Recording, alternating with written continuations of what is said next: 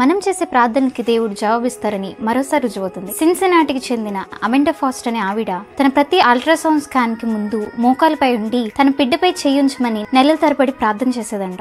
అయితే దేవుడు తన ప్రార్థనలకి ఆశ్చర్యకరమైన రీతిలో జవాబిచ్చారు. అయితే రీసెంట్ గా తన అల్ట్రాసౌండ్ స్కాన్ లో ఆ బిడ్డపై హస్తం లాంటిది ఉండడం తన రెండో కూతురు గమనించి తన తల్లికి చెప్పింది. దీంతో ఆమె తన బిడ్డపై చేయించమని పదే పదే ప్రార్థించదాన్ని ఇదిగో ఇక్కడుంది, ఇది దేవుని సంకేతం అని కృతజ్ఞత భావంతో తన సోషల్ మీడియాలో షేర్ చేసిన ఈ పిక్చర్ వైరల్ గా మారింది.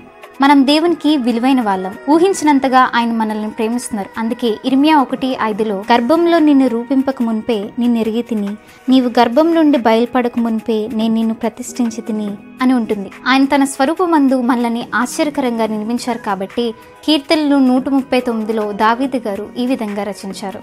ఈ రోజు నువ్వు దేనిని గురించి చింతిస్తున్నావో, దేన్నైతే భారంగా మోస్తున్నావో సమస్తం ఆయన పాదాల వద్దకు పెట్టేశాయి. ఆయన జాగ్రత్తగా చూసుకుంటారు, ఎందుకంటే ఆయన నిన్ను ప్రేమిస్తున్నారు కనుక.